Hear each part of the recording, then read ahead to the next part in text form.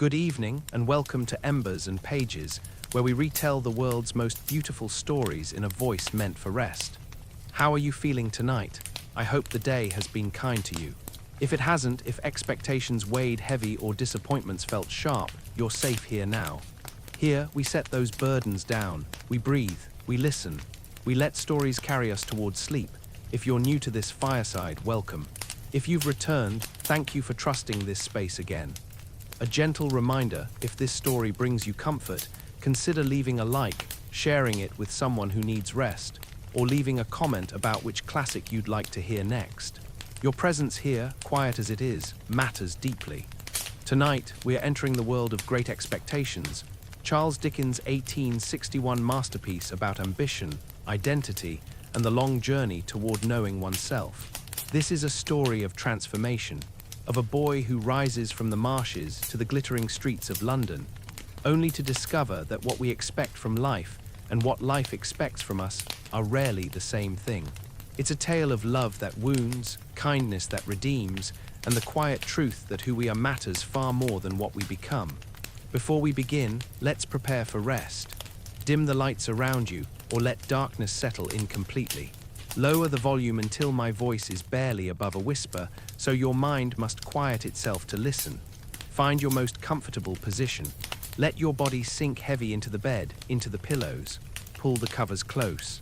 Let your breathing slow, deep and easy, like waves retreating from shore. Close your eyes if you wish. There's nothing required of you now but to be here, to listen, to drift. Don't worry if you fall asleep before the story ends. That's exactly what should happen. This tale will be here tomorrow if you want to return. But tonight, sleep is your only task, your only expectation. Our story begins in the marshes of Kent, in the cold mist of a winter afternoon, where a small boy named Pip stands alone among the gravestones, not yet knowing that his life is about to change forever, not yet understanding that a single act of kindness to a desperate stranger will set in motion a chain of events that will lift him up, break him down, and ultimately teach him what it truly means to be a gentleman. The marshes stretched grey and endless under a winter sky, flat and cold and lonely.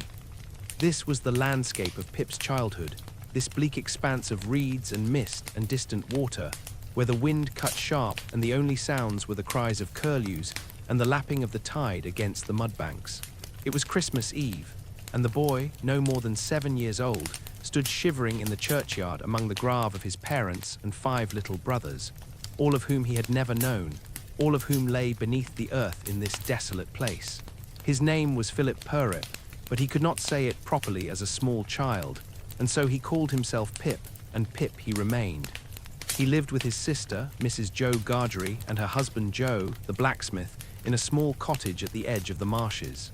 His sister was more than 20 years older than Pip, sharp-tongued and quick with her hand, raising him by hand, as she often said, which meant with little tenderness and much scolding.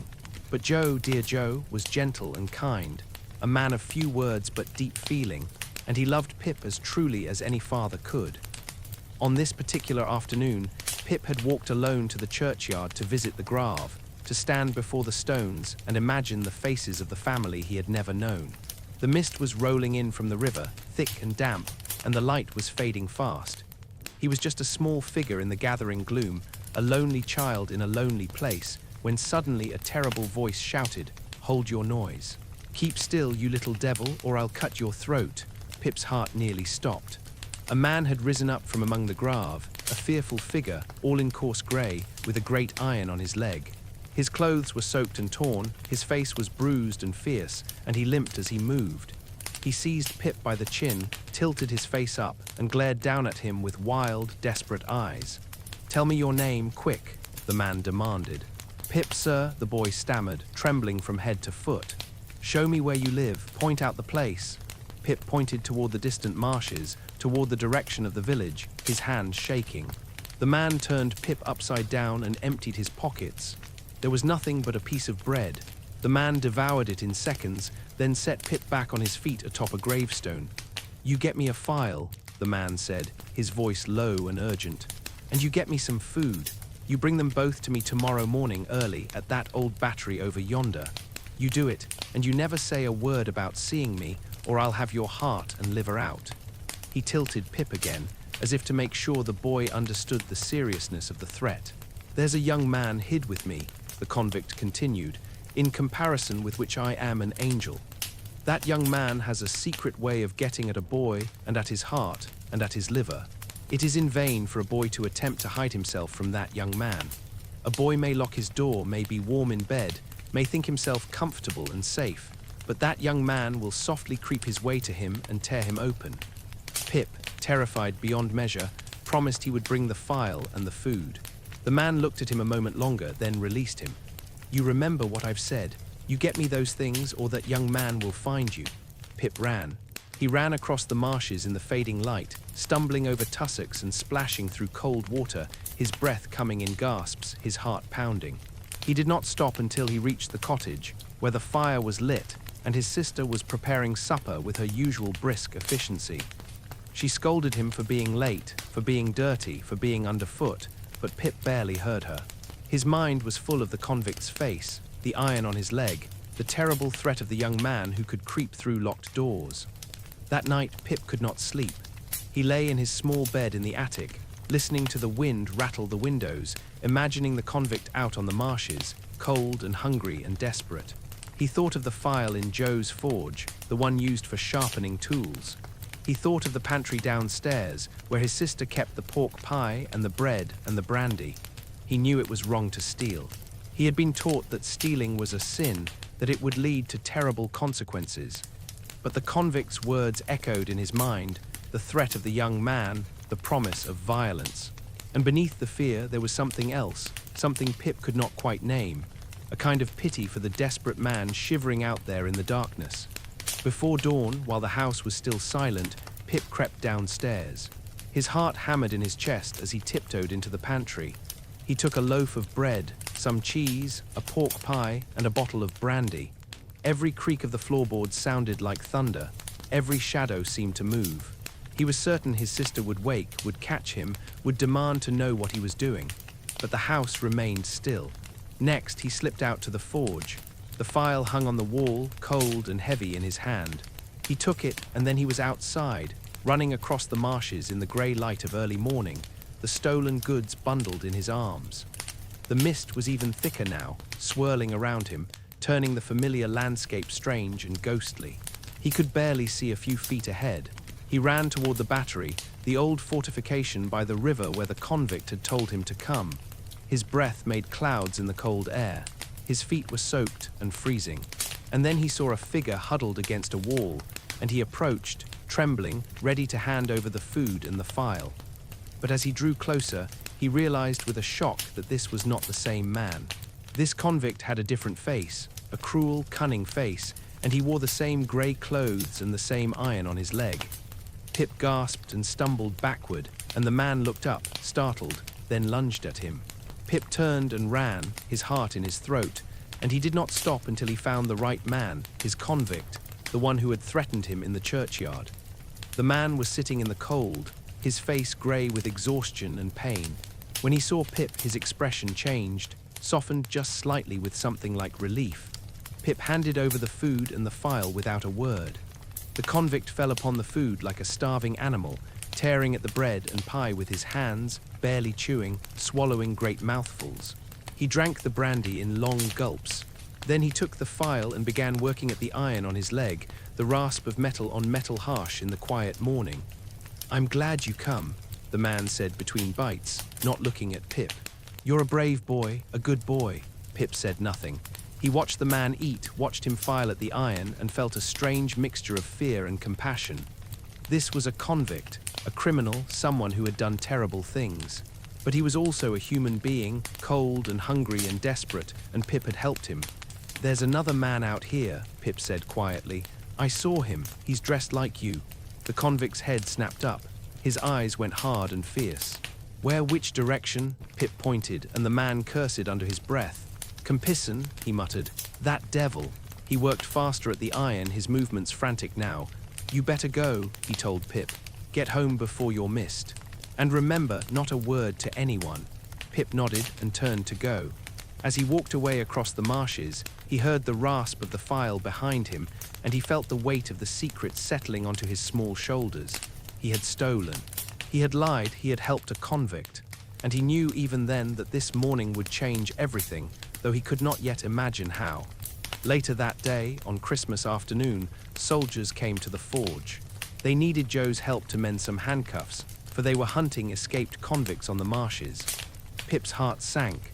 Joe, good-natured and obliging, agreed at once, and Pip, terrified that he would be discovered, was brought along as the soldiers and Joe set out into the cold. They found the two convicts fighting in a ditch, grappling with each other in the mud and water, both exhausted, both desperate. The soldiers pulled them apart and clapped the mended handcuffs on their wrists. Pip's convict, breathing hard, looked up at the sergeant. "I want to say something," he said.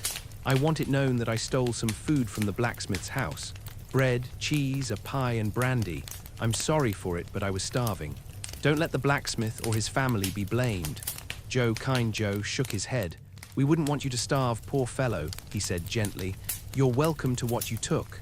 The convict looked at Joe, then at Pip, and something passed between them, a flicker of understanding. Then the soldiers led him away, back toward the prison ships on the river, and Pip watched him go, a small figure disappearing into the mist. Pip never told anyone the truth. He carried the secret inside him, a kernel of guilt that would not fade. He had helped a convict. He had stolen from his own family. And though the man was gone, taken back to whatever punishment awaited him, Pip could not forget his face, his desperation, his brief, rough gratitude. It was the first great secret of Pip's life, and it would not be the last. Time passed in the marshes as it always did, slow and unchanging. Pip grew a little older, a little taller, but his life remained the same.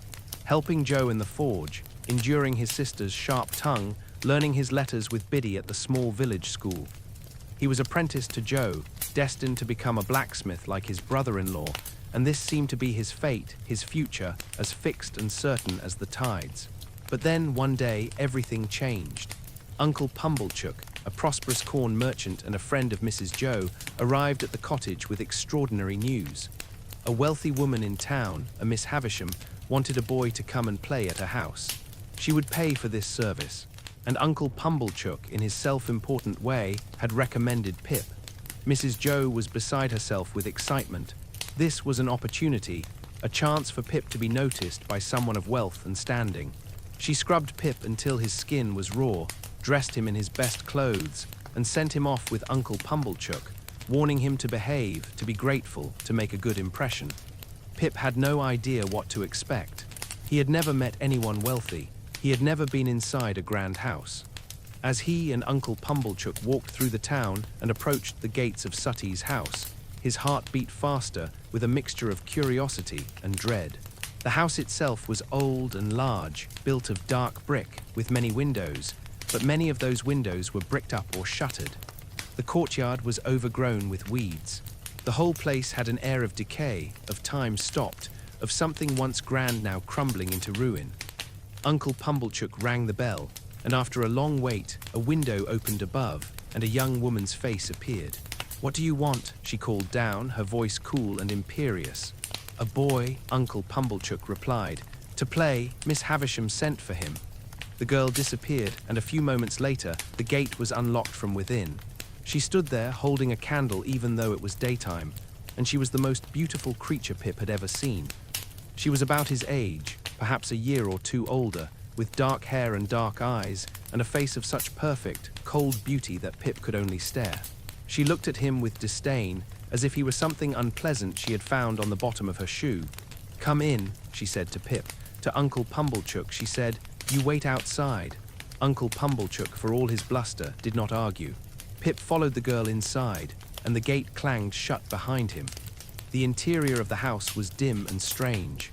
The girl led him through corridors lit only by her candle, past rooms filled with dusty furniture, up a staircase, and finally to a door. She knocked. "Enter," came a voice from within, thin and ghostly. The girl opened the door and pushed Pip inside, then closed it behind him, leaving him alone.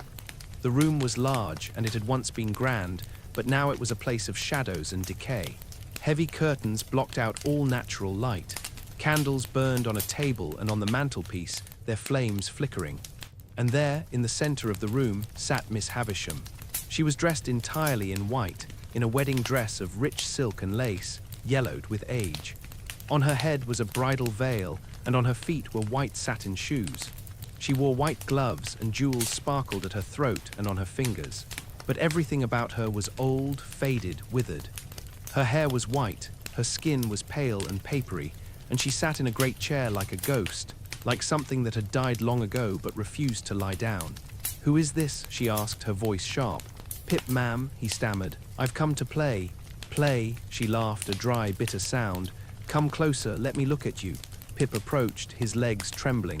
She studied him with eyes that were still bright, still fierce, though everything else about her seemed to have faded. "Are you afraid of me?" she asked. "No, ma'am," Pip lied. "You should be," she said. "Do you know what I am? I am a bride.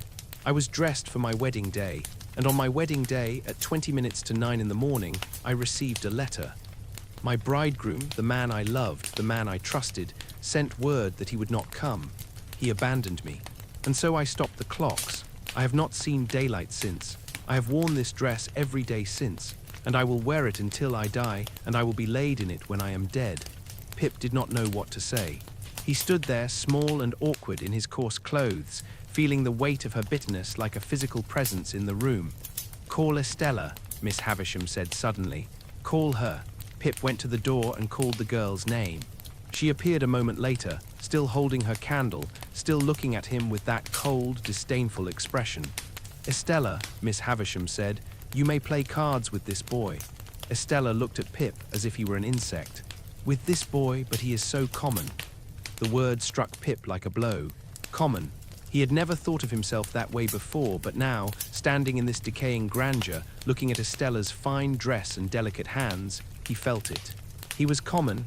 His hands were rough from work. His boots were clumsy. His speech was rough. He was a blacksmith's apprentice, a boy from the marshes, and she was something else entirely, something refined and beautiful and far above him. They played cards at a small table, Estella dealing with practiced ease, Pip fumbling with the unfamiliar game. She corrected him with impatience, mocked his mistakes, called him boy in a tone that made it sound like an insult. And all the while, Miss Havisham watched from her chair, a strange, satisfied smile on her withered face. "You may kiss me," Estella said at one point, offering her cheek with a mocking expression. Pip, confused and humiliated, did not move. "He won't," Estella said to Miss Havisham. "He's too coarse, he's afraid."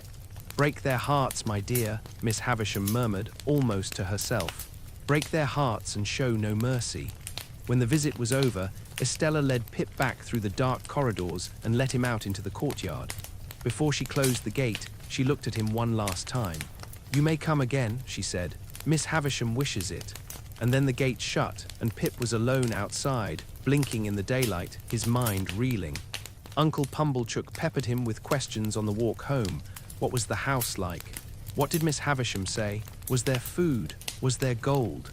Pip, still dazed, answered vaguely, and when he arrived home, his sister demanded a full account. Pip, for reasons he did not fully understand, lied.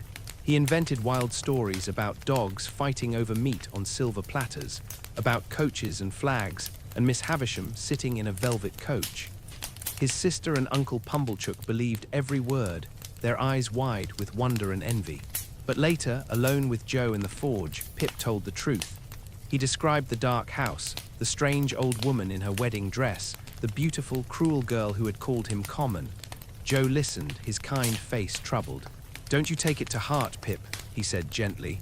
"You're not common. You're a good boy, and that's worth more than all the fine manners in the world." But Pip did take it to heart. That night, lying in his small bed, he thought of Estella's scornful face, her delicate hands, her cold beauty. He thought of his own rough hands, his coarse speech, his ignorance. And for the first time in his life, he felt ashamed of who he was.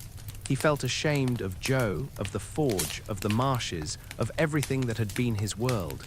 He wanted to be different. He wanted to be a gentleman. He wanted to be worthy of Estella.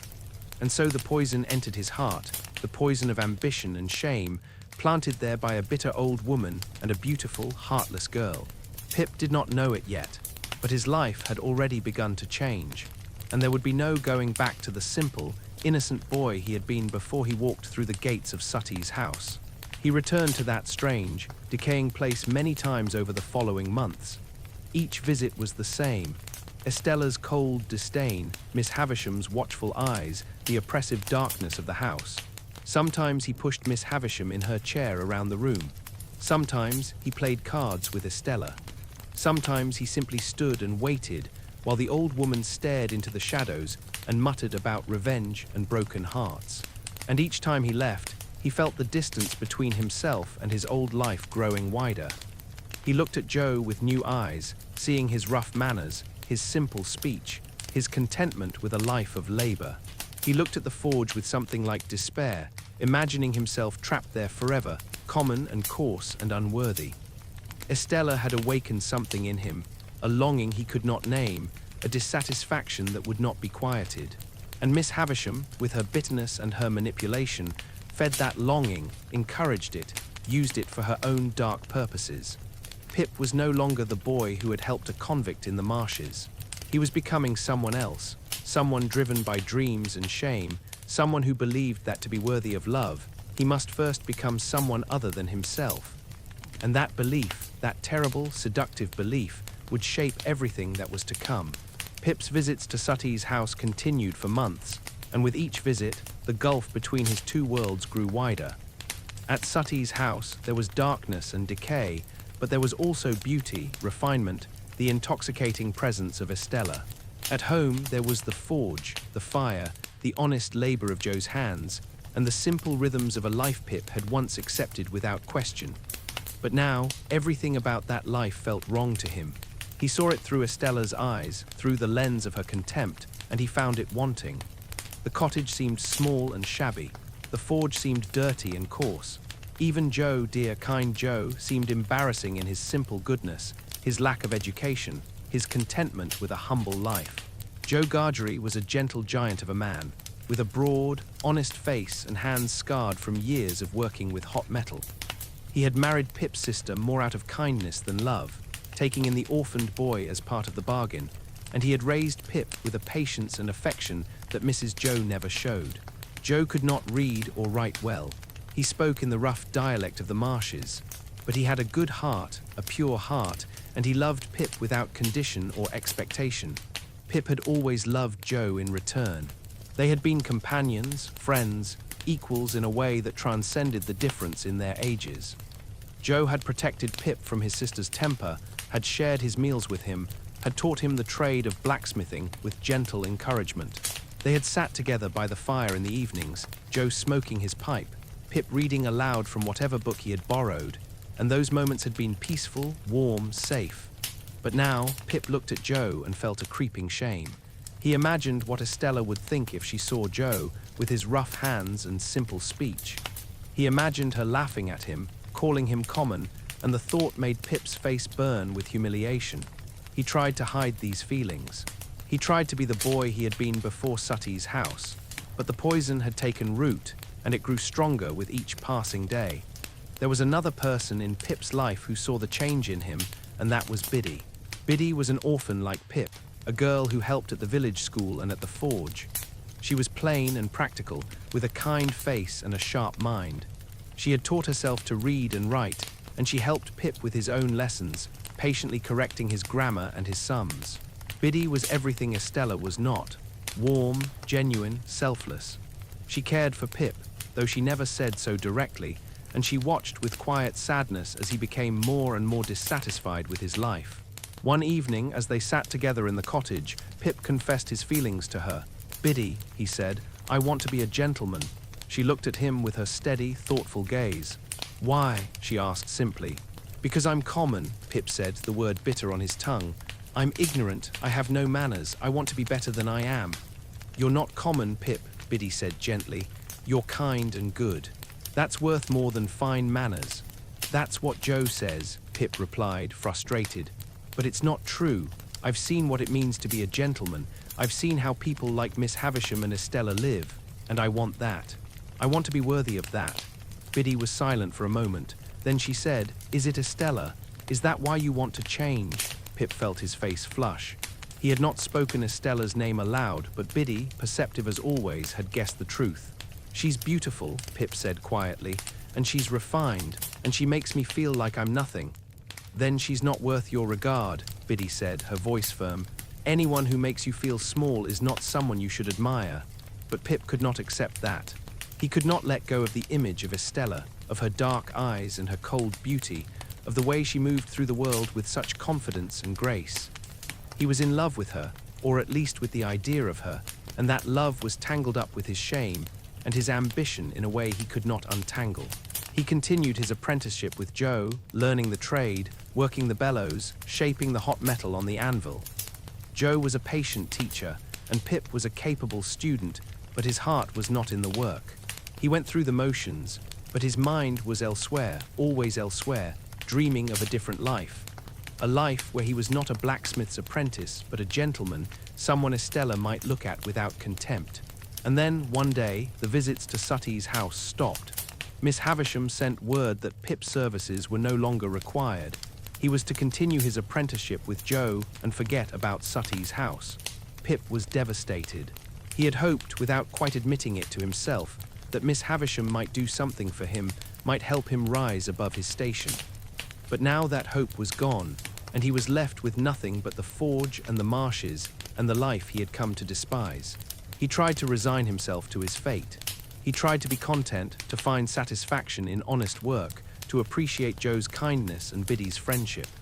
But the discontent gnawed at him, a constant ache, a sense that he was meant for something more, something better, even though he had no idea what that might be or how he might achieve it. Joe noticed the change in Pip, the sadness, the restlessness, but he did not press him. Joe was not a man of many words, and he believed in letting people work through their troubles in their own time. He simply continued to be kind, to be steady, to be there, a quiet presence of unconditional love. Biddy, too, watched Pip with concern. She saw the way he stared into the fire in the evenings, lost in thought. She saw the way he flinched when someone mentioned Sutty's house or Miss Havisham. She wanted to help him to ease his pain, but she did not know how.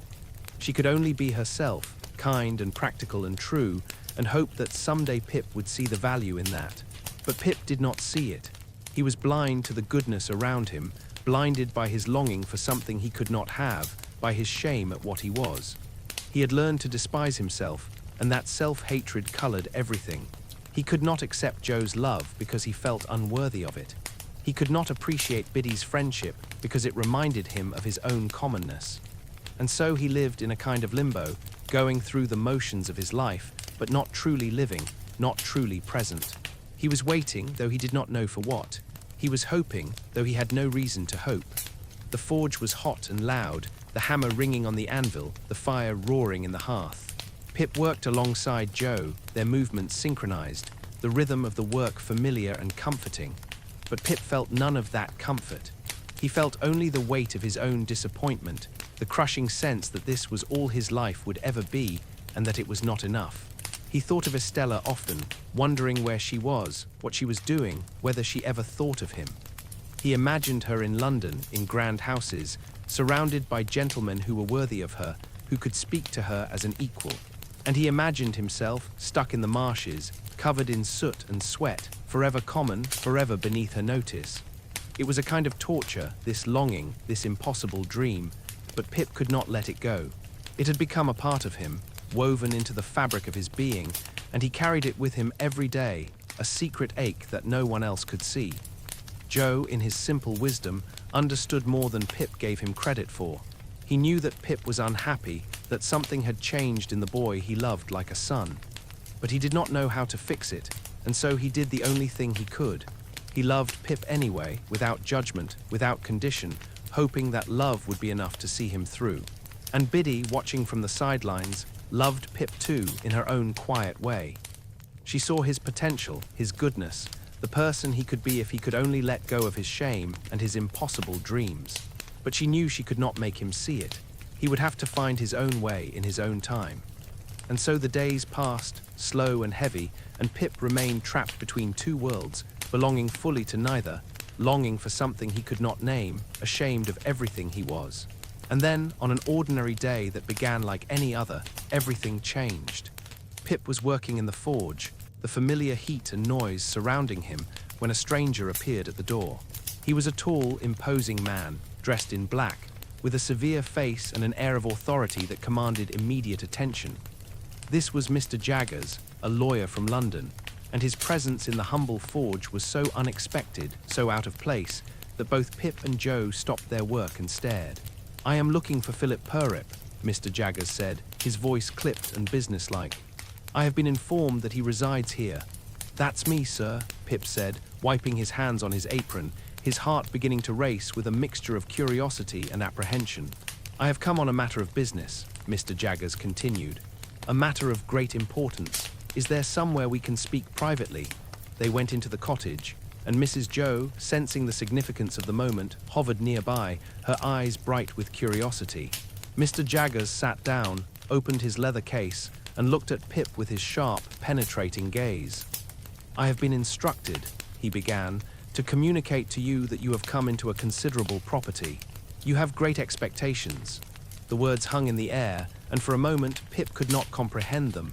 Great expectations, property, what did that mean? "You are to be removed from your present sphere of life," Mr. Jaggers continued, "and brought up as a gentleman. You will be educated, provided for, and given an income sufficient to live in a manner befitting your new station. The person who has done this wishes to remain anonymous for the present. You are not to inquire into their identity. In time, that person will reveal themselves to you. Until then, you are to accept this gift and make the most of it." Pip's mind reeled. A gentleman, an income, education. It was everything he had dreamed of, everything he had longed for during those long, miserable months at the forge. And it was being handed to him just like that, as if by magic. "Who is it?" Pip asked, his voice barely above a whisper. "Who is my benefactor?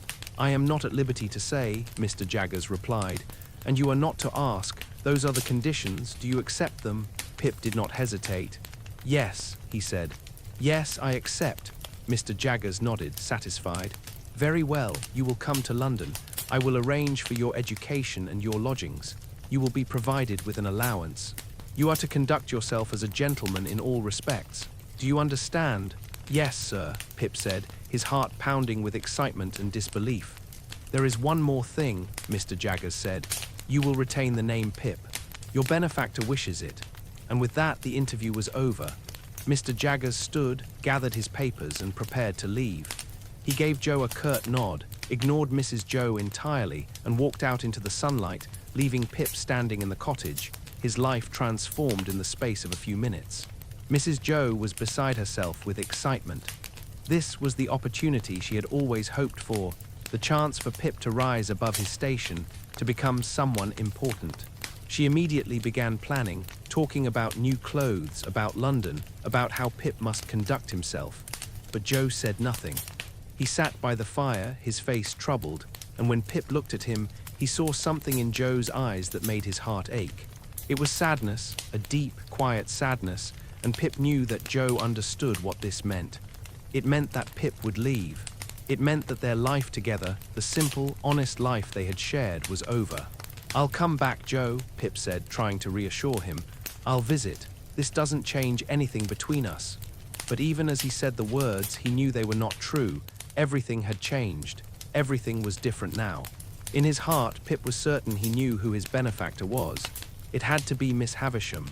Who else could it be? She had seen him, had brought him to Sutty's house, had watched him with Estella.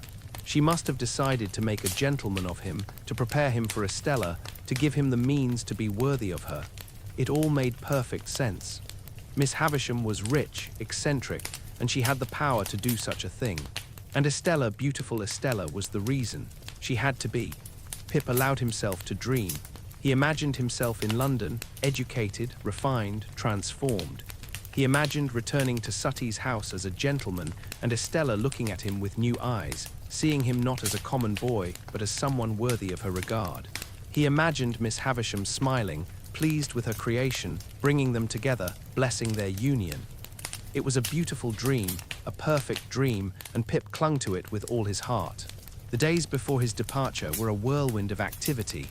New clothes were ordered, arrangements were made. Uncle Pumblechook took credit for the whole thing. claiming that his recommendation to Miss Havisham had started it all, and he basked in the reflected glory of Pip's good fortune. Biddy was quiet. She congratulated Pip, wished him well, but there was a sadness in her eyes that Pip chose not to see. He was too caught up in his own excitement, his own dreams, to notice the pain he was causing. Joe, too, was quiet. He went about his work in the forge, his movements slow and heavy, and he did not speak much. But on the night before Pip was to leave, he sat with Pip by the fire, and he said, in his simple, honest way, "I'm glad for you, Pip. I want you to be happy, but I'll miss you, old chap. I'll miss you something terrible." Pip felt a lump in his throat. "I'll miss you too, Joe," he said, and he meant it. But even as he said it, he felt the distance between them, the gulf that had opened up, and he knew that things would never be the same. The morning of his departure came, cold and grey. Pip dressed in his new clothes, stiff and uncomfortable, and he looked at himself in the small mirror and barely recognized the person staring back.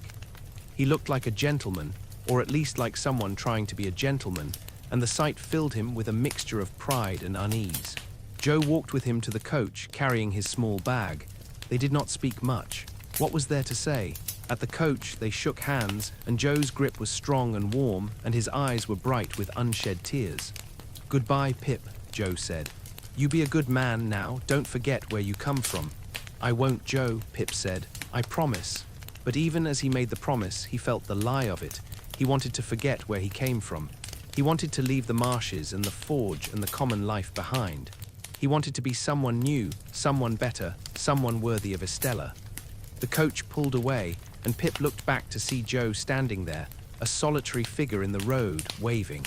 And then the coach turned a corner, and Joe was gone, and Pip was alone, heading toward London, toward his new life, toward his great expectations. He did not cry. He told himself he was too excited to cry, too full of hope and anticipation. But deep down, in a place he did not want to acknowledge, he felt a sense of loss, a sense that he was leaving behind something precious, something he would never find again. The marshes fell away behind him, the flat grey landscape giving way to fields and villages, and eventually the outskirts of the great city. London loomed ahead, vast and smoky and full of promise, and Pip leaned forward in his seat, eager to see it, eager to begin his transformation. He was going to be a gentleman. He was going to be worthy of Estella. He was going to fulfill his great expectations. And he did not yet know the price he would pay for that dream, the cost of ambition and pride, the lessons he would have to learn about what truly mattered in life. He did not know that the road ahead would be harder than he imagined, that his assumptions were wrong, that the truth, when it came, would shatter everything he believed.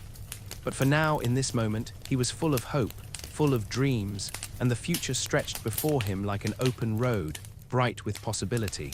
London was vast and overwhelming, a city of smoke and noise and endless crowds.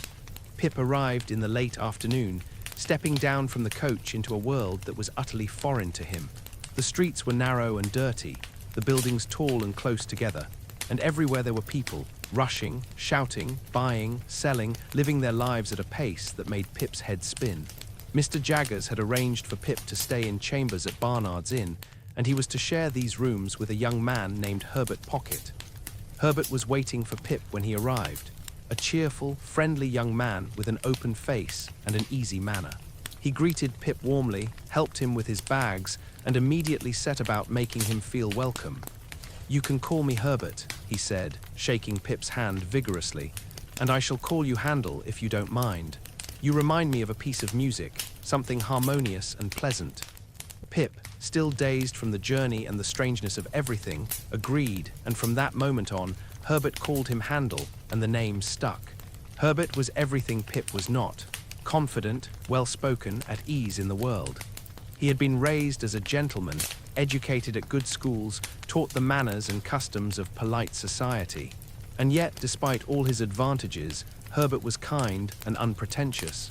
He did not look down on Pip for his rough manners or his ignorance. Instead, he gently, tactfully began to teach him. "You hold your fork like this, Handel," Herbert would say at dinner, demonstrating with a smile. "And when you drink, you don't gulp, you sip like so." Pip was grateful for Herbert's patience, though he felt the sting of his own inadequacy with every correction. He had thought that becoming a gentleman would be a matter of new clothes and a new address, but he was learning that it was much more complicated than that. There were 1,000 small rules, 1,000 subtle distinctions, and Pip had to learn them all. Herbert also told Pip, quite by chance, that he knew Miss Havisham. He had been brought to Sutty's house as a boy, just as Pip had, as a potential suitor for Estella. But Estella had dismissed him, and Miss Havisham had sent him away. Herbert spoke of it lightly, without bitterness, but Pip listened with intense interest, his assumptions about Miss Havisham and Estella confirmed in his mind. Of course Miss Havisham was his benefactor.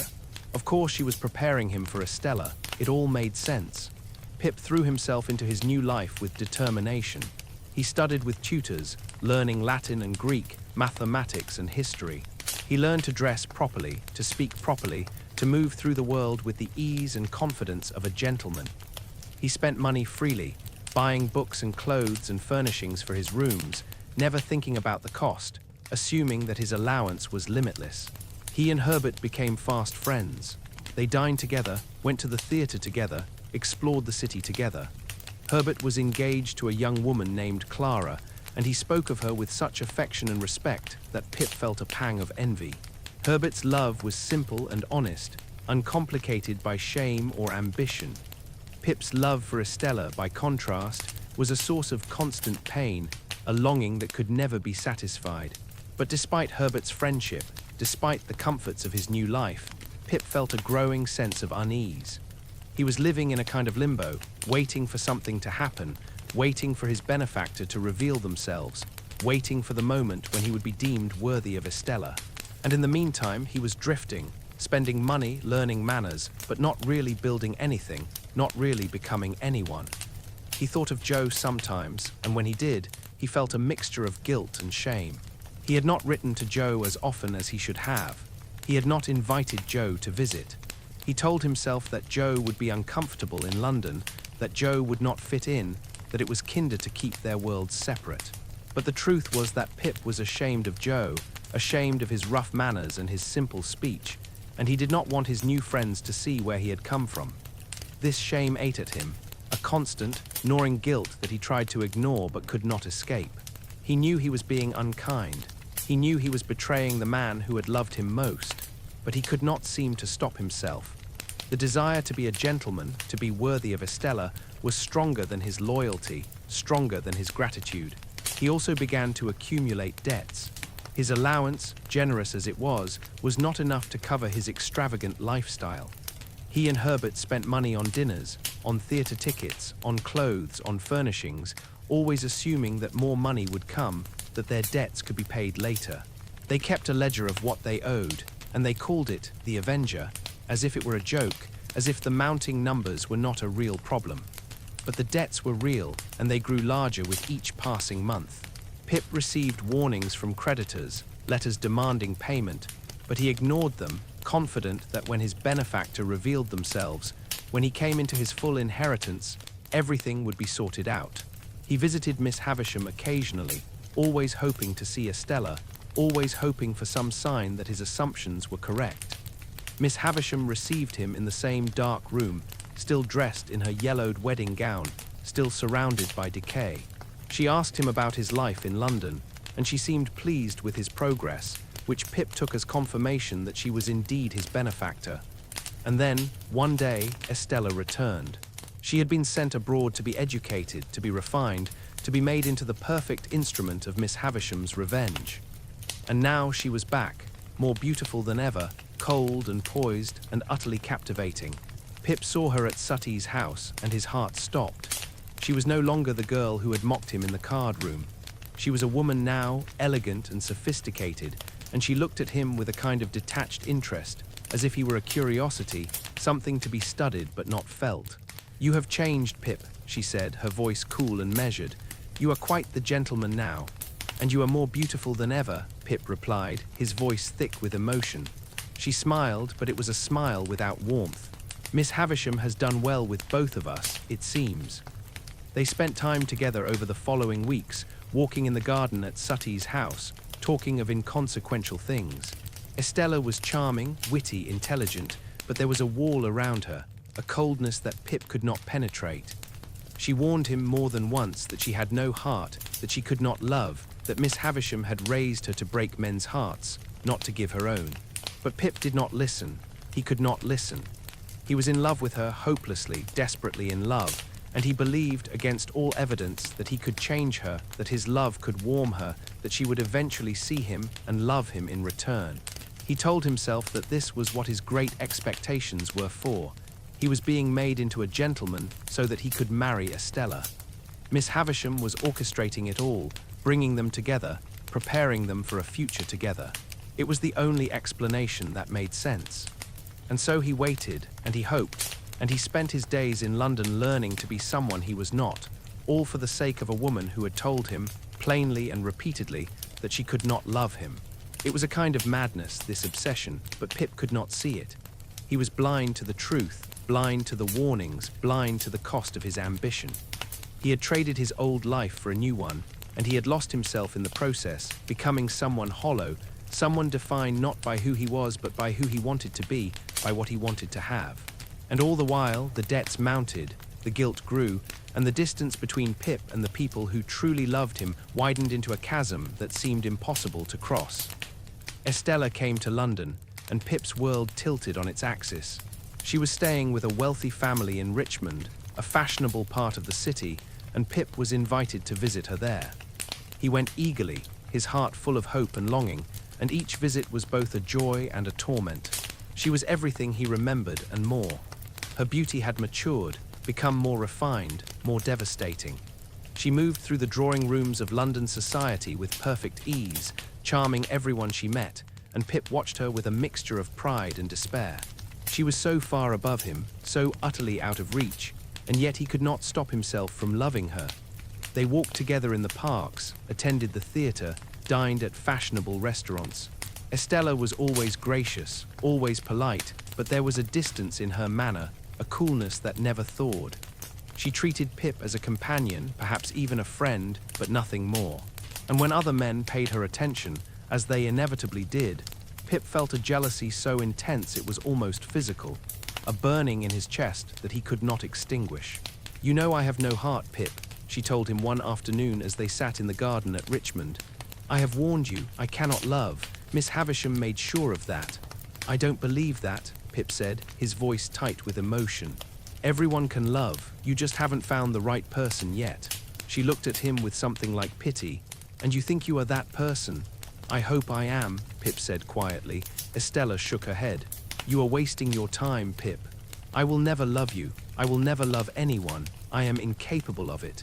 Miss Havisham raised me to break hearts, not to give my own. You should protect yourself. You should stay away from me." But Pip could not stay away. He was drawn to her like a moth to a flame, knowing he would be burned but unable to resist. He told himself that she was wrong, that she did have a heart, that it was just buried deep, hidden beneath the layers of coldness and cruelty that Miss Havisham had instilled in her. He told himself that if he loved her enough, if he was patient enough, she would change. He was a fool, and somewhere deep down he knew it, but knowing did not change anything. He loved her anyway, hopelessly, helplessly, and that love consumed him. Miss Havisham watched it all with satisfaction. When Pip visited Sutty's house, she would ask him about Estella, about his feelings for her, and she would smile that strange, bitter smile, as if she were watching a play of her own devising, as if Pip's pain was exactly what she had hoped for. "You love her, don't you?" Miss Havisham said to him one day, her eyes glittering in the candlelight. "Yes," Pip admitted, seeing no point in denying it. "And does she love you?" "No," Pip said, the word like a stone in his mouth. Miss Havisham laughed, a dry, crackling sound. "Good," she said. "That is as it should be. Love her, Pip. Love her and suffer for it. That is what men do. They love and they suffer, and they learn that love is a lie, a trap, a cruelty." Pip stared at her, horrified by the bitterness in her voice, by the malice in her eyes. He had thought she was preparing him for Estella, grooming him to be her husband. But now he wondered if that was true. Perhaps Miss Havisham simply wanted to watch him suffer, to see another man's heart broken, just as hers had been broken so many years ago. But even that realization did not change his feelings. He still loved Estella. He still hoped, against all reason, that she would one day love him in return. Estella, for her part, seemed indifferent to his suffering. She accepted his devotion as her due, as something she had been trained to expect. She did not encourage him, but she did not send him away either. She kept him close, a constant presence, a reminder of her power, her ability to command love without giving any in return. And then one day she told him about Bentley Drummle. Drummle was a wealthy, brutish man, a member of the same club as Pip, and Pip despised him. He was coarse, arrogant, cruel, everything that Pip had tried so hard not to be. And yet Estella seemed to favor him, to seek out his company, to encourage his attentions. "Why do you spend time with him?" Pip demanded, unable to hide his jealousy. "He's a brute. He's not worthy of you." "And you are?" Estella asked, raising an eyebrow. "I love you," Pip said desperately. "I would do anything for you. Drummle doesn't love you. He doesn't even respect you." "Perhaps that is why I prefer him," Estella said coolly. "Love is a weakness, Pip. I have no use for it. Drummle wants me for my beauty, for the status I can bring him. That is honest, at least. Your love is a burden, a demand, something that expects a return. I cannot give you what you want." Pip felt as if she had struck him. "You're doing this to hurt me," he said, his voice shaking. "I am doing this because it is what I was made to do," Estella replied. "I warned you, Pip. I told you I have no heart. You chose not to believe me. That is not my fault." She was right, of course. She had warned him over and over, and he had ignored those warnings, clinging to his foolish hope. But knowing she was right did not make it hurt any less. He watched, helpless and heartbroken, as Estella drew closer to Drummle, as she accepted his crude courtship, as she seemed to take a perverse pleasure in choosing the worst possible man, the one who would treat her with the least kindness, the least respect. And Miss Havisham watched too, her satisfaction growing. This was her revenge, Pip realized. Not just against the man who had abandoned her, but against all men, against love itself. She had raised Estella to be an instrument of cruelty, and Estella was fulfilling that purpose perfectly. Pip went to Miss Havisham one last time, desperate, pleading. "Why are you doing this?" he asked. "Why did you bring me to Sutty's house? Why did you make me love her if you knew she could never love me back?" Miss Havisham looked at him with those glittering, merciless eyes. "I wanted to see if it was possible," she said. "To create something beautiful and cold, something that could inspire love but never feel it. And I succeeded. Estella is my masterpiece. And you, Pip, you are proof of her power." "You're cruel," Pip said, his voice breaking. "Yes," Miss Havisham agreed. "I am. Love made me cruel. It broke me, and I wanted to break others in return. You are collateral damage, Pip, nothing personal." Pip left Sutty's house that day feeling as if something inside him had died. He had been so certain that Miss Havisham was his benefactor, that she was preparing him for Estella, that there was a plan, a purpose, a happy ending waiting for him. But now he saw the truth. Miss Havisham had used him, just as she used everyone, for her own twisted purposes. And Estella, beautiful, heartless Estella, was lost to him if she had ever been his to lose. He returned to London, to his rooms, to his debts and his empty life. And he felt the weight of his great expectations pressing down on him like a physical burden.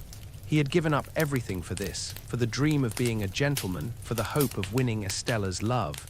And it had all been for nothing. He had lost Joe, he had lost Biddy, he had lost himself. And he had gained nothing but pain and disillusionment, and a future that stretched ahead of him, bleak and uncertain. Pip's life in London continued, but the joy had gone out of it.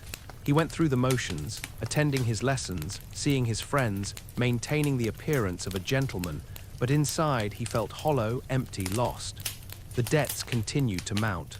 He and Herbert had borrowed money from various creditors, always promising to pay it back later, always assuming that Pip's inheritance would cover everything.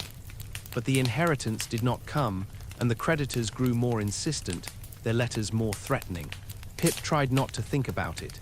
He tried to focus on his studies, on his social obligations, on anything other than the growing financial disaster that loomed over him.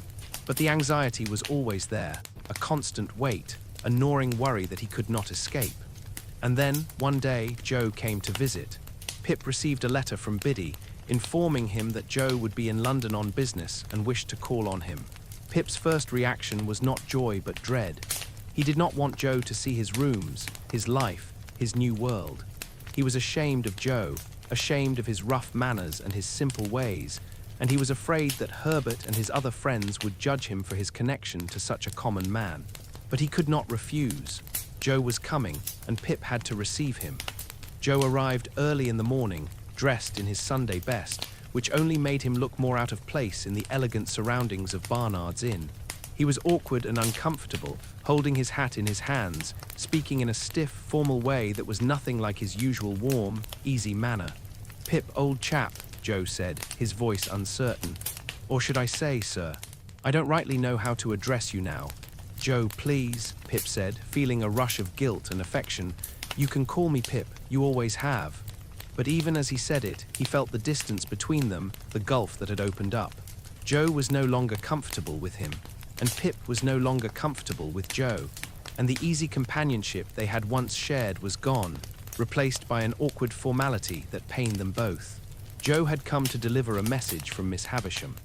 Estella had returned to Sutty's house and wished to see Pip. Joe relayed this information carefully, as if he had memorized the words, and then he fell silent, looking around the room with a kind of sad bewilderment. Herbert joined them for breakfast, and he was kind to Joe, treating him with respect and courtesy. But Pip could see the differences between them, the ease with which Herbert moved through the world compared to Joe's discomfort, and he felt a burning shame that he could not hide. Joe did not stay long. He could see that he was out of place, that his presence was causing Pip distress, and he made his excuses and prepared to leave. "I won't trouble you again, Pip," Joe said quietly as he stood at the door. "I can see you've got a new life now, and I'm glad for you, but I miss you, old chap. I miss the boy you used to be." Pip felt tears prick his eyes. "I miss you too, Joe," he said, and he meant it with all his heart. But he did not ask Joe to stay. He did not invite him to visit again. He simply watched as Joe walked away, his broad shoulders hunched, his step heavy, and Pip felt a wave of self-loathing so intense it almost brought him to his knees. He had treated Joe abominably. He had been cold, distant, ashamed when Joe had done nothing but love him, nothing but support him, nothing but wish him well. And now Joe was gone, and Pip was left with the bitter knowledge of his own cruelty, his own ingratitude. Herbert, tactful as always, said nothing, but Pip could see the disappointment in his eyes, and that disappointment cut deeper than any words could have. Pip threw himself into his life with renewed determination, trying to forget his guilt, trying to prove to himself that he had made the right choices. He spent more money, attended more parties, cultivated more friendships among the wealthy and fashionable. He was becoming the gentleman he had always wanted to be, but the cost was higher than he had ever imagined. He also began to notice things he had not noticed before. He saw the emptiness of the lives around him, the superficiality of the conversations, the way people measured each other by wealth and status rather than character or kindness. He saw how much he had given up and how little he had gained in return. But he could not go back. He had burned his bridges, alienated the people who loved him, built a life on assumptions and expectations that were beginning to feel increasingly fragile. He visited Miss Havisham as she had requested, and he saw Estella again. She was as beautiful as ever, as cold as ever, and she told him, with a kind of detached finality, that she was going to marry Bentley Drummle. Pip was devastated. He had known it was coming, but hearing the words spoken aloud was like a physical blow. He begged her not to do it, told her that Drummle would make her miserable, that he did not deserve her. "And you do?" Estella asked, her voice cool. "I love you," Pip said desperately. "I have always loved you. Doesn't that count for something?" "No," Estella said simply. "It doesn't. I told you, Pip. I have no heart. I cannot love you. I cannot love anyone. And I am going to marry Drummle because it does not matter who I marry. One man is the same as another to me." Pip left Sutty's house that day feeling as if his world had ended. Everything he had worked for, everything he had sacrificed, had been for nothing. Estella was lost to him, married to a brute who would never appreciate her, never cherish her. And Pip was alone, adrift, with nothing to show for his great expectations but debt and disillusionment. He returned to London, to his empty rooms, and he sat by the fire, staring into the flames, wondering how everything had gone so wrong. He had wanted to be a gentleman. He had wanted to be worthy of Estella. He had wanted to rise above his station, to become someone important, someone respected. But in the process, he had lost himself. He had lost Joe, the one person who had loved him unconditionally. He had lost Biddy, who had seen his potential and his goodness.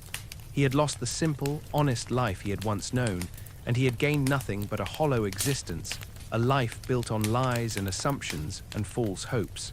And the worst part was that he still did not know who his benefactor was. He had assumed it was Miss Havisham, but she had never confirmed it, never claimed credit for his transformation. And now, with Estella married to someone else, the whole purpose of his great expectations seemed to have vanished, leaving him with nothing but questions and regrets. He was 23 years old, and he felt as if his life was already over, as if he had already made all the mistakes he could make, and there was no way to undo them, no way to go back and choose differently. He sat in the darkness, alone, and he wondered what would become of him, what the future held, and whether he would ever find his way back to the person he used to be, the boy who had helped a convict in the marshes, who had loved Joe with a pure and simple heart, who had not yet learned to be ashamed of who he was. It was a stormy night in London, the wind howling through the streets, the rain lashing against the windows. Pip was alone in his chambers, Herbert having gone to visit Clara. The fire burned low in the grate, and Pip sat reading, trying to distract himself from his thoughts, from the weight of his debts and his disappointments. And then there was a knock at the door. Pip was not expecting anyone. It was late, well past the hour when visitors would normally call. He went to the door cautiously, opened it, and found himself face to face with a stranger. The man was rough-looking, weathered, with grey hair and a face lined by hardship and time. He wore the clothes of a labourer, coarse and worn, and he looked at Pip with an intensity that was almost frightening. "Do I know you?" Pip asked, uncertain.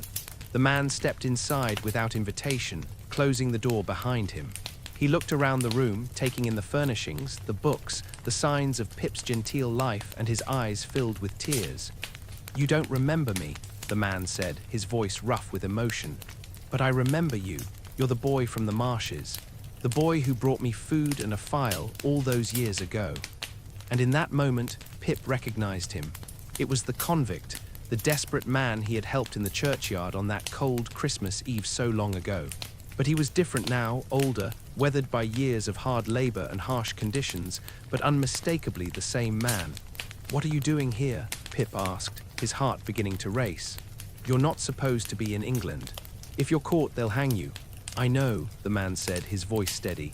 "But I had to come, I had to see you, I had to see what you've become." He reached out and took Pip's hands in his own, rough and calloused, and he looked at Pip with such pride, such affection, that Pip felt a chill run down his spine. "You're a gentleman now," the man said, his voice breaking. "Look at you. Fine clothes, fine rooms, fine manners, everything I dreamed of, everything I worked for." Pip pulled his hands away, a terrible suspicion forming in his mind. "What do you mean, everything you worked for?" The man smiled, a sad, proud smile. "I'm your benefactor, Pip. I'm the one who made you a gentleman. I'm the one who's been paying for everything all these years." The words hit Pip like a physical blow. He staggered backward, his mind reeling, unable to process what he was hearing. "No," he said, his voice barely a whisper. "No, that's not possible. It was Miss Havisham. It had to be Miss Havisham." "Miss Havisham?" The man laughed, a bitter sound. "No, boy, it was me, Abel Magwitch, the convict you helped when you were just a child. You saved my life that day, and I swore I'd repay you. I was transporting to Australia, and I worked, God how I worked, harder than any man has ever worked. I made my fortune there in the colonies, and I sent every penny back here to Mr. Jaggers to make you into a gentleman. You're my gentleman, Pip, my creation, my son in every way that matters." Pip felt the room spinning around him. This could not be true. It could not be. His benefactor was not Miss Havisham, not some wealthy, respectable person preparing him for a life with Estella. His benefactor was a convict, a criminal, a man who had been transporting for his crimes, who was now in England illegally, risking his life just to see Pip. "Why?" Pip asked, his voice hollow. "Why would you do this?" "Because you were kind to me," Magwitch said simply. "When I was at my lowest, when I was desperate and starving and hunted, you helped me. A child risking punishment to bring food to a stranger. That kindness, that goodness, it stayed with me, and I wanted to repay it. I wanted to make you into something fine, something worthy." I wanted to prove that a convict could create a gentleman, that I could do something good in this world, even after all the bad I'd done. Pip sank into a chair, his mind unable to grasp the enormity of what he was hearing. Everything he had believed, everything he had built his life on, was a lie. He was not Miss Havisham's protégé. He was not being prepared for Estella. He was the creation of a convict, a man who had broken the law, who was even now a fugitive, whose very presence in Pip's rooms put them both in danger. "You shouldn't have come," Pip said, his voice shaking. "If they find you here, they'll hang you, and they'll ruin me. Everything I've built will be destroyed." "I had to see you," Magwitch said, his voice pleading. "I had to know that my money was well spent, that you'd become the gentleman I dreamed of. And you have, Pip. Look at you. You're everything I hoped for." But Pip did not feel like a gentleman. He felt like a fraud, like a puppet whose strings had just been cut. All his pride, all his ambition, all his dreams of being worthy of Estella, they were all based on a lie, on money earned by a convict in a distant land, on a foundation of crime and desperation. "I don't want your money," Pip said, his voice cold. "I never wanted it, not if it came from you." Magwitch's face fell, the pride and joy draining from his eyes, replaced by hurt and confusion. "But I did it for you," he said. "Everything I did for you." "I didn't ask you to," Pip said cruelly. "I helped you once when I was a child because I was afraid and because I pitied you, but I never asked for this. I never wanted to be your gentleman, your creation. I wanted to earn my place in the world, not have it bought for me with stolen money." "It wasn't stolen," Magwitch said, his voice rising. "I worked for every penny. I earned it fair and square in Australia. There's nothing illegal about the money, only about me being here." But Pip was not listening. He was too caught up in his own horror, his own sense of betrayal. Everything he had believed about himself, about his future, about his place in the world, was crumbling around him, and he could not bear it. Magwitch stayed in Pip's rooms that night, hiding, and Pip lay awake in the darkness, his mind racing. He thought of Estella, of Miss Havisham, of all the assumptions he had made. He thought of Joe, of Biddy, of the life he had left behind. And he thought of this man, this convict, who had given him everything and asked for nothing but gratitude in return. And Pip felt nothing but revulsion, nothing but shame. He was ashamed of Magwitch, ashamed of the source of his wealth, ashamed of himself for accepting it, for building his life on it, for becoming someone he was not. But beneath the shame, there was something else, something he did not want to acknowledge. There was a flicker of recognition, a memory of that cold morning on the marshes, of a desperate man eating bread with trembling hands, of a child's simple act of kindness. And there was a question, quiet but insistent, that Pip could not ignore. What did he owe this man? What responsibility did he have to the person who had given him everything, even if Pip had never asked for it, even if he did not want it? He did not have an answer. He only knew that his life had changed again, irrevocably, and that the road ahead was darker and more uncertain than he had ever imagined. In the days that followed Magwitch's return, Pip's world became a nightmare of fear and secrecy. The convict could not leave the chambers, could not show his face in public, for to do so would mean certain death. And Pip, horrified as he was by the situation, could not bring himself to turn Magwitch away, to send him back into the streets where he would surely be caught and hanged. Herbert returned and was told the truth. He was shocked, but being Herbert, he was also kind and practical. Together, he and Pip worked to keep Magwitch hidden, to figure out what to do, how to protect him, how to manage this impossible situation. Magwitch, for his part, was content. He sat in Pip's rooms, smoking his pipe, watching Pip with eyes full of pride and affection, and he told his story. He had been a criminal from childhood, he said, born into poverty and hardship, with no family, no education, no chance at a decent life. He had stolen to survive, had been caught and punished, had been transporting to Australia for his crimes. And there, in that harsh, unforgiving land, he had worked harder than he had ever worked in his life. He had labored in the heat and the dust, had saved every penny, had built a fortune through sheer determination and grit. And all of it, every bit of it, had been for Pip, for the boy who had shown him kindness when no one else had, for the child who had risked punishment to bring food to a desperate stranger. "I wanted to make a gentleman," Magwitch said, his voice rough with emotion. "I wanted to prove that I could do it, that a man like me, a convict, could create something fine and good. "And I did it, Pip, I made you. You're my gentleman." Pip listened, and he felt a complex tangle of emotions he could not untangle. There was still revulsion, still shame at the source of his wealth. But there was also something else, something softer, something like pity and perhaps the beginning of gratitude. He looked at Magwitch, really looked at him, and he saw not just a convict but a man who had suffered, who had worked, who had devoted years of his life to a dream, to a hope, to a boy he barely knew.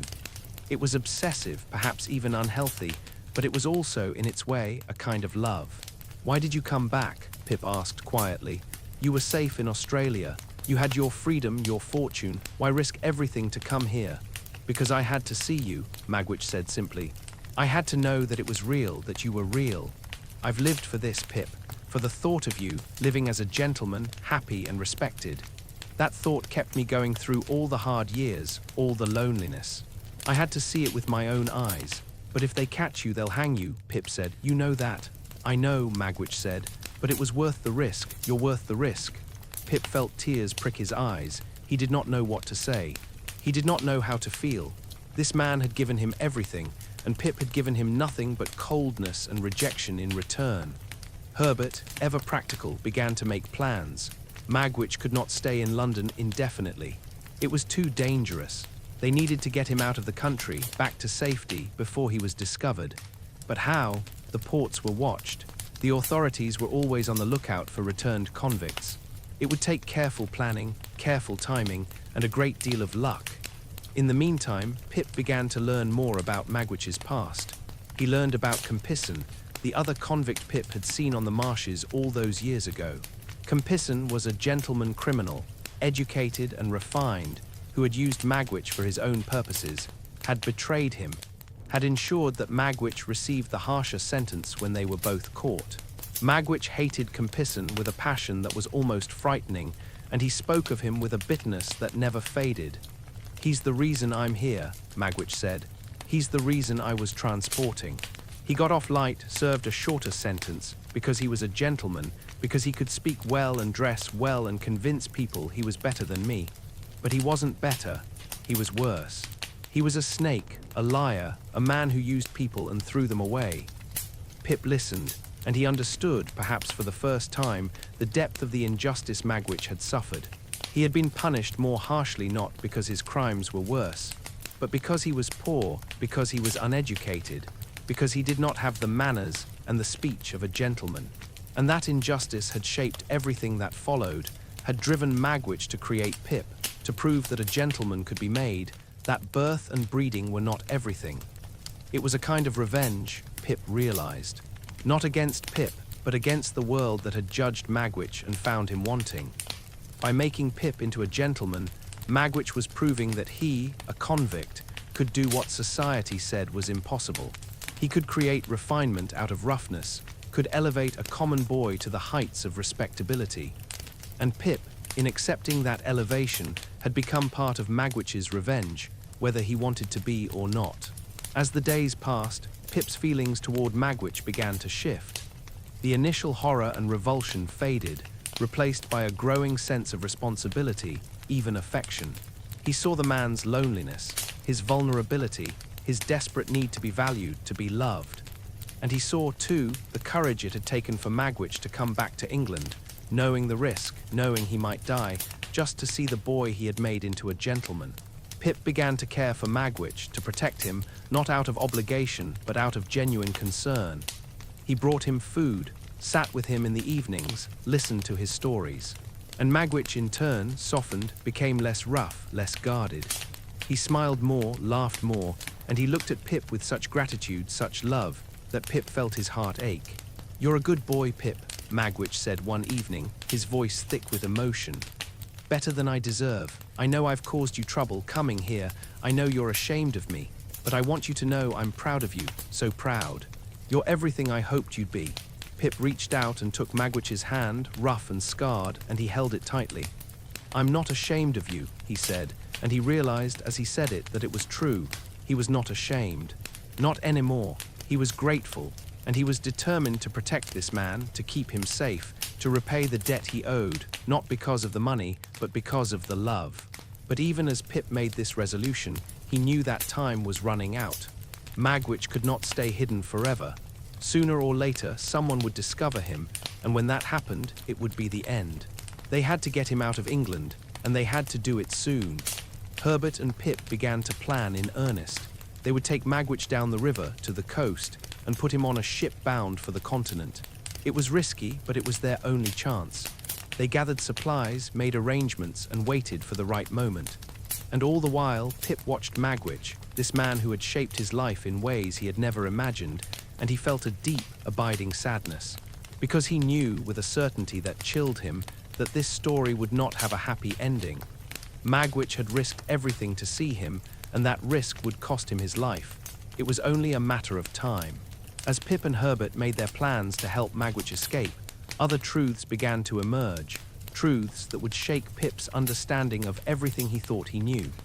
It started with a conversation with Mr. Jaggers, the lawyer who had first brought Pip the news of his great expectations. Pip had gone to Jaggers' office on business, and while there, he noticed Jaggers' housekeeper, a woman named Molly. There was something about her that caught Pip's attention, something in the shape of her hands, the way she moved, that reminded him of someone. And then it struck him. She reminded him of Estella. The resemblance was subtle but unmistakable. The same dark eyes, the same graceful movements, the same proud bearing. Pip stared at Molly, his mind racing, and a terrible suspicion began to form. Later, he questioned Jaggers, carefully, indirectly, and Jaggers, in his cryptic way, confirmed what Pip had guessed. Molly was Estella's mother. She had been a convict herself, accused of murder, and Jaggers had defended her, had saved her from the gallows. And her child, a baby girl, had been given to Miss Havisham to raise. Pip's mind reeled. Estella, the beautiful, cold Estella he had loved for so long, was the daughter of a convict. And not just any convict. As Pip pieced together the fragments of information, comparing Magwitch's stories with what he knew of Molly, he realized the impossible truth. Estella was Magwitch's daughter. The convict who had made Pip into a gentleman had a daughter, and that daughter was the woman Pip had loved, the woman he had believed he was being prepared to marry. The irony was almost unbearable. Magwitch had spent his fortune making Pip worthy of a world that included his own daughter, never knowing that Pip loved her, never knowing that she even existed. Pip sat with this knowledge, stunned and heartbroken.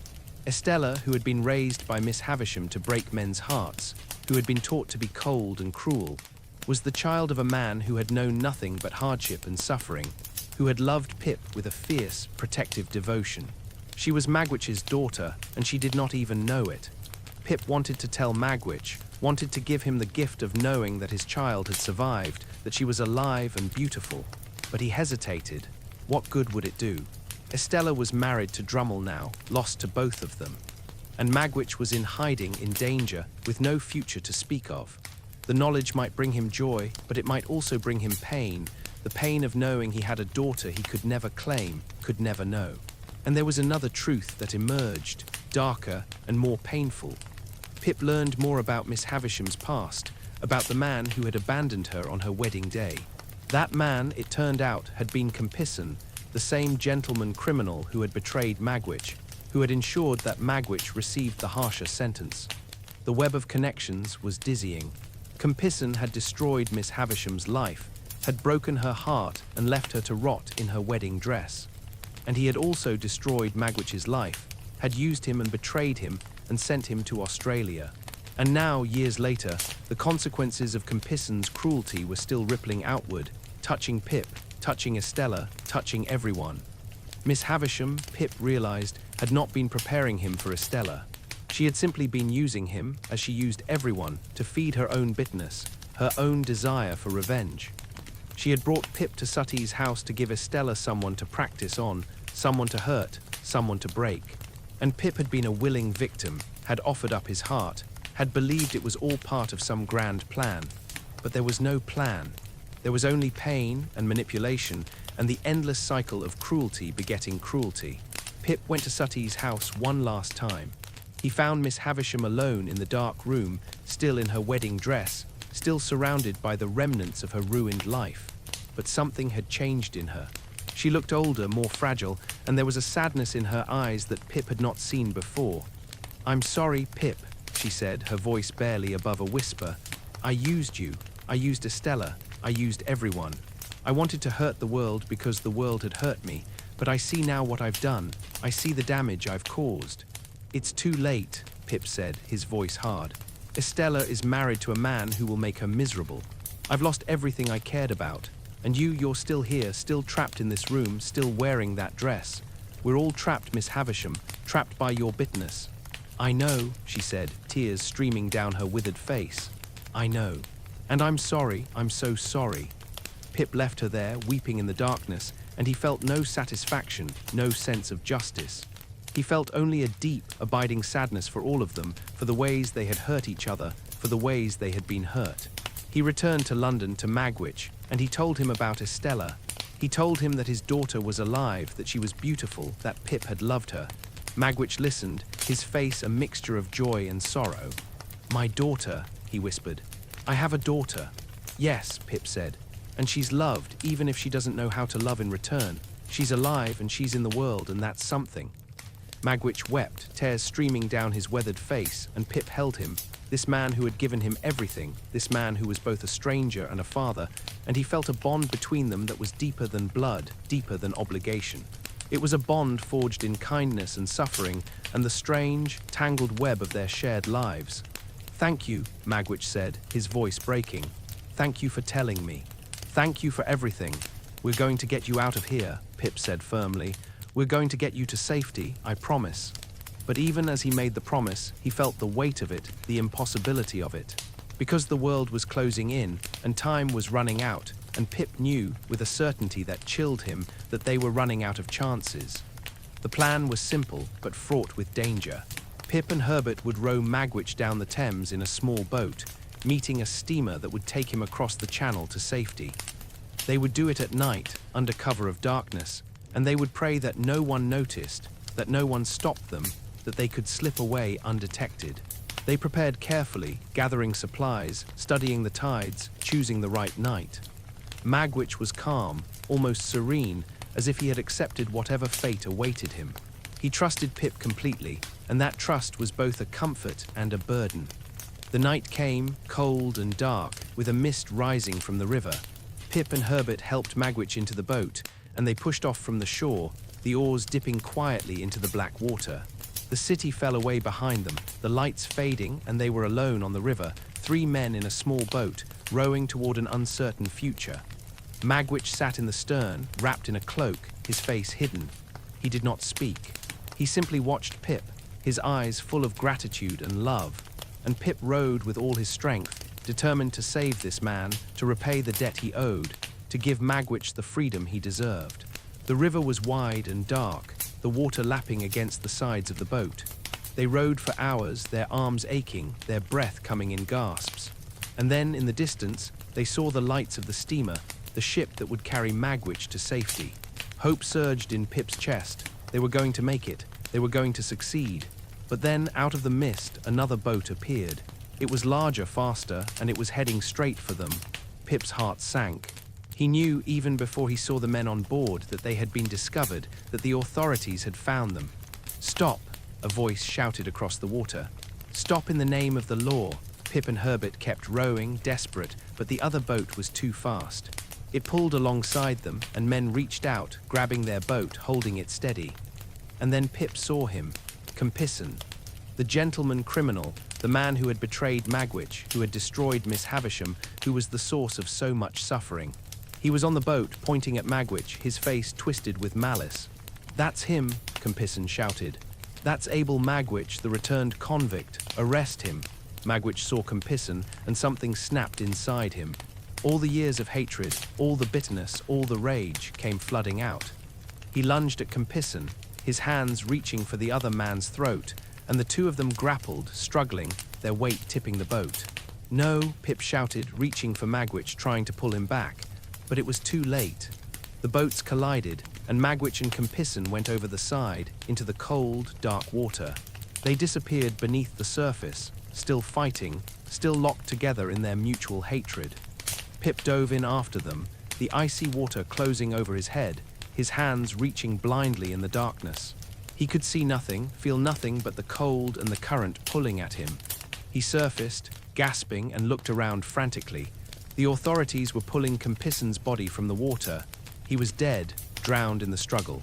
And then they pulled Magwitch out, and Pip's heart broke. Magwitch was alive, but barely. He was injured, bleeding, his face pale and his breathing labored. The iron that had been filed off so many years ago had been replaced, and he was in chains once more. They hauled him into the boat, and Pip climbed in after him, kneeling beside him, taking his hand. "I'm sorry," Pip said, tears streaming down his face. "I'm so sorry. I tried to save you." Magwitch looked up at him and he smiled, a weak, gentle smile. "You did save me, Pip," he said, his voice barely audible. "You saved me a long time ago, and you've been saving me ever since. I'm not afraid. I got to see you. I got to know you. That's enough." They took Magwitch to prison, and Pip went with him, refusing to leave his side. Magwitch was badly injured, and it was clear that he would not survive long. The trial was a formality. He was sentenced to death, but everyone knew he would not live long enough to be executed. Pip visited him every day in the prison hospital, sitting by his bedside, holding his hand, talking to him. And Magwitch, weak and fading, looked at Pip with such love, such peace, that Pip felt his heart would break. "I want you to know," Pip said one day, his voice thick with emotion, "that I'm not ashamed of you. I was at first, and I'm sorry for that, but I'm not anymore. You're a good man, Magwitch. You've been kinder to me than I deserved, and I'm grateful. I'm so grateful."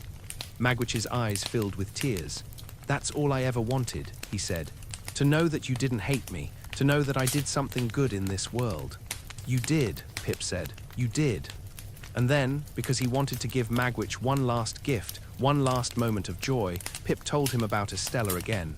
He told him that his daughter was alive, that she was beautiful, that she was loved. "She's in the world," Pip said gently, "and she's your daughter. And I loved her, Magwitch. I loved her with all my heart. And part of the reason I loved her was because she was yours." Magwitch wept, tears streaming down his face, and he squeezed Pip's hand with what little strength he had left. "Thank you," he whispered. "Thank you for telling me. Thank you for loving her." They sat together in the dim light of the prison hospital, and Pip held Magwitch's hand, and he felt the life slowly leaving the old man's body. And when the end came, it was peaceful. Magwitch simply closed his eyes, a small smile on his lips, and he was gone. Pip sat there for a long time, holding the hand of the man who had shaped his life, who had loved him, who had given him everything. And he wept, not for the loss of his great expectations, not for the money or the status or the dreams that had died, but for the loss of this man, this flawed, broken, beautiful man who had shown him what love truly meant. After Magwitch's death, Pip's world collapsed. The fortune that had made him a gentleman was confiscated by the crown, as was the law for the property of convicted felons. Everything Magwitch had worked for, everything he had saved and sent to England, was gone. And with it went Pip's income, his allowance, his means of living as a gentleman. The debts that Pip and Herbert had accumulated came due, and Pip had no way to pay them. The creditors descended like vultures, demanding their money, threatening legal action. Pip's fine clothes, his books, his furnishings, everything was sold to pay what he owed, but it was not enough. He was ruined, financially and socially, and he had no idea what to do, where to turn. And then, as if the loss of his fortune were not enough, he fell ill. The strain of the past weeks, the grief of Magwitch's death, the shock of losing everything, all of it took its toll on his body. He developed a fever, a terrible, consuming fever that left him delirious and weak, barely able to move, barely able to think. He lay in his rooms, alone and helpless, drifting in and out of consciousness, and he thought he was going to die. He thought this was the end, that he would die alone, unmourned, a failure, a man who had wasted his life chasing dreams that were never real. But then, through the haze of fever, he heard a voice. A familiar voice, gentle and kind, speaking his name. "Pip, old chap, it's me, it's Joe." Pip opened his eyes, and there was Joe, sitting beside his bed, his broad, honest face full of concern and love. Joe had come to London, had found Pip sick and alone, and he had stayed, nursing him, caring for him, just as he had cared for him when Pip was a child. "Joe," Pip whispered, tears streaming down his face. "You came? Of course I came," Joe said gently. "You're my boy, Pip. You'll always be my boy."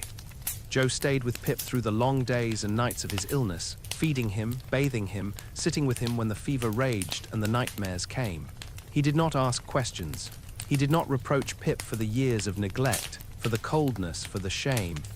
He simply loved him as he had always loved him, without condition, without expectation. And slowly, gradually, Pip began to recover.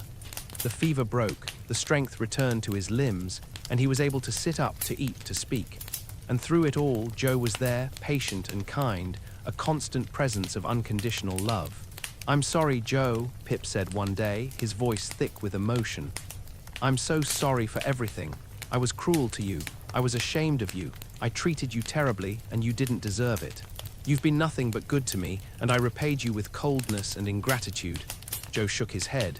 "Don't you worry about that, Pip. It's all in the past. You were young and you got caught up in things. But you're a good man, deep down. I always knew that." "I don't feel like a good man," Pip said. "I feel like I've wasted my life. I chased after things that didn't matter, and I lost the things that did.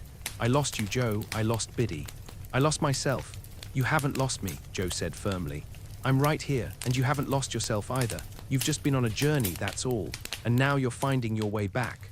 Pip wept, and Joe held him, this man who was more of a father to him than anyone had ever been, and Pip felt a healing begin, a slow, painful healing, but a healing nonetheless. As Pip recovered, he learned what Joe had done. Joe had paid off Pip's remaining debts, using his own savings, money he had worked hard to earn at the forge.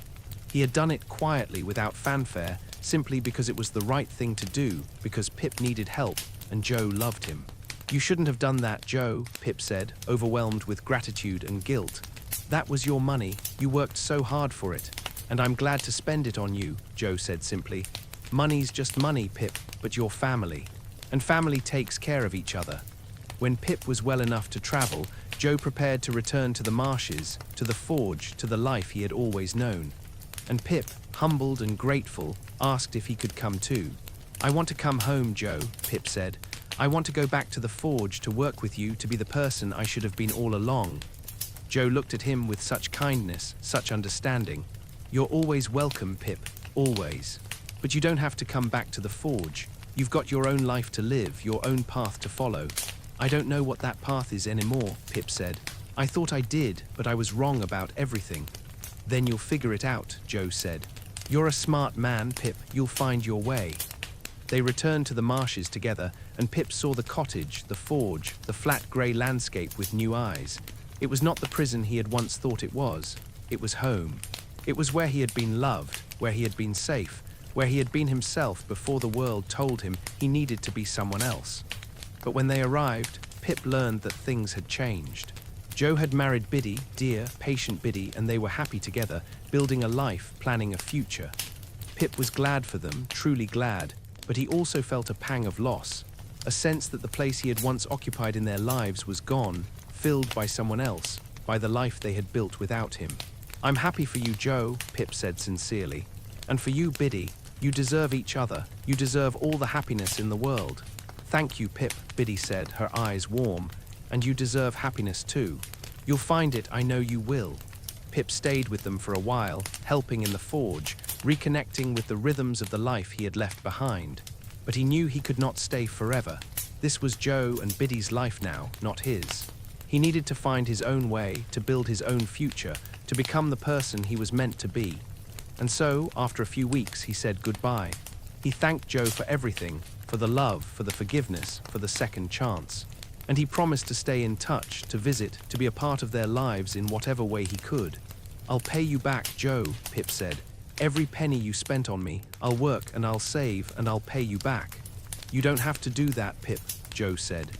"I want to," Pip said. "I need to, it's important to me." Joe nodded, understanding. "All right then, but there's no hurry, you take your time." Pip left the marshes with a heavy heart, but also with a sense of purpose. He had lost his great expectations, but he had gained something more valuable. He had learned who he was, what mattered, and what it meant to be truly loved. And that knowledge, painful as it had been to acquire, was worth more than all the money in the world. Pip went abroad to Egypt, where Herbert had established a business. Herbert, ever loyal, ever kind, offered Pip a position as a clerk, a modest job with modest pay, but honest work, work that Pip could be proud of. Pip accepted gratefully, and he threw himself into the work with a dedication he had never shown before. He was no longer trying to be a gentleman. He was simply trying to be a good man, to earn his living honestly, to pay back his debts, to rebuild his life from the ground up. The work was hard and the pay was small, but Pip found a satisfaction in it that he had never found in his life as a gentleman. He was useful. He was contributing. He was earning his place in the world through his own efforts, not through someone else's money. He lived simply, in a small room with few possessions. He saved every penny he could, sending money back to Joe slowly, steadily paying off the debt he owed. It took years, but Pip was patient. He had learned patience, had learned humility, had learned that true worth was not measured in wealth or status, but in character and integrity. He thought of Magwitch often, of the man who had loved him, who had given him everything. And he thought of Estella, of the beautiful, cold woman he had loved so desperately. He wondered what had become of her, whether she was happy, whether Drummle had broken her spirit, as Miss Havisham had broken so many others. But he did not dwell on these thoughts. He focused on the present, on his work, on building a life that was honest and good. He wrote to Joe and Biddy regularly, and they wrote back, telling him about their life, about the child they had, a son they named Pip, in honor of the boy Joe had loved like his own. Pip was touched by this, and he sent gifts for little Pip, small things he could afford, and he promised himself that one day, when he had saved enough, when he had paid back all his debts, he would return to England, to the marshes, to see them. And after 11 years, he did. He returned to England a different man from the one who had left. He was older, quieter, more thoughtful. The arrogance and ambition of his youth were gone, replaced by a gentle humility, a deep appreciation for the simple things in life. Honest work, true friendship, unconditional love. He went first to the forge, and he found Joe and Biddy there, older but happy, their son a bright, cheerful boy who looked at Pip with curious eyes. "Uncle Pip," the boy cried, running to him, and Pip knelt down and embraced him. This child who bore his name, who represented a second chance, a new beginning. Joe and Biddy welcomed him warmly, and they sat together by the fire, talking of old times, of the years that had passed, of the lives they had built. Pip told them about his work, about the life he had made for himself, and they listened with pride and affection. "You've done well, Pip," Joe said, his voice warm. "I'm proud of you, old chap. You've become the man I always knew you could be." "I couldn't have done it without you, Joe," Pip said. "You saved me. You showed me what it means to love without condition, to forgive without resentment. You gave me a second chance, and I'll never forget that." They sat together in comfortable silence, the fire crackling, the evening settling in, and Pip felt a peace he had not felt in years. This was home. These were the people who mattered. This was where he belonged. But there was one more thing Pip needed to do, one more place he needed to visit before he could truly close the chapter on his past. He walked to Sutty's house, or what remained of it. The old mansion had burned down years ago, Miss Havisham having died in the fire, a tragic end to a tragic life. The grounds were overgrown now, the walls crumbling, the garden wild and untended. It was a ruin, a ghost of what it had once been. Pip walked through the ruins, remembering the dark rooms, the decaying grandeur, the bitter old woman in her wedding dress. He felt a sadness for Miss Havisham, for the life she had wasted, for the pain she had caused and the pain she had endured. And then, in the twilight, he saw a figure standing among the ruins. A woman, alone, her head bowed, her posture weary. It was Estella. Pip's heart stopped. He had not expected to see her, had not prepared himself for this moment. But there she was, older, sadder, but still beautiful, still the woman he had loved. He approached slowly and she looked up and their eyes met. "Pip," she said, her voice soft, surprised. "Estella," he replied. They stood there looking at each other, and Pip saw the changes in her. The coldness was gone, replaced by a weariness, a sorrow that spoke of years of suffering. Drummle had been cruel to her, Pip learned, had treated her with contempt and violence, and she had endured it until his death had freed her. She was alone now, as alone as Pip had been, and she had come to Sutty's house, to the place where it had all begun, to make peace with her past. "I've changed, Pip," she said quietly. "I'm not the girl I was. Life has taught me what suffering is, what it means to be hurt, to be broken. And I understand now what I did to you, how cruel I was. I'm sorry." "You don't need to apologize," Pip said gently. We were both victims, Estella. Victims of Miss Havisham's bitterness, of our own illusions, but we survived, and we learned. Did we? She asked, her voice uncertain. I think so, Pip said. I've learned what matters. Not wealth, not status, not the things I thought I wanted, but kindness and love and being true to yourself. I've learned that from the people who loved me, even when I didn't deserve it. Estella looked at him, and for the first time, Pip saw warmth in her eyes, a softness that had never been there before. I've learned that too, she said. Too late, perhaps, but I've learned it. They walked together through the ruins, talking quietly, sharing their stories, their regrets, their hopes. And as the evening deepened, Pip felt something shift between them, something gentle and tentative, like the first light of dawn after a long, dark night. Will you stay in England? Estella asked. For a while, Pip said. I have work to return to, but I'll visit. I want to be part of Joe and Biddy's lives, to watch little Pip grow up. And perhaps, if you're willing, I'd like to see you again.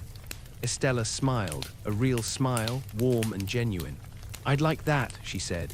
They parted as friends, not as lovers, but with a sense that perhaps, in time, something more might grow between them. Not the desperate, obsessive love of their youth, but something quieter, deeper, built on understanding and shared experience. Pip walked back to the forge as the stars came out, and he felt a sense of completion, of closure. His great expectations had led him on a long, painful journey, but that journey had taught him who he was, what mattered, and what it meant to be truly free. He had lost everything, and in losing it, he had found himself. And that, he realized, was the greatest gift of all. And so our story comes to rest, like a book gently closed after the final page, like a candle burning down to its last warm glow. Pip's journey has shown us that the expectations we carry, the dreams we chase, are not always what they seem. Sometimes the things we think will make us happy lead us away from ourselves, and sometimes the greatest gifts come not from wealth or status, but from the simple, steady love of those who see us as we truly are.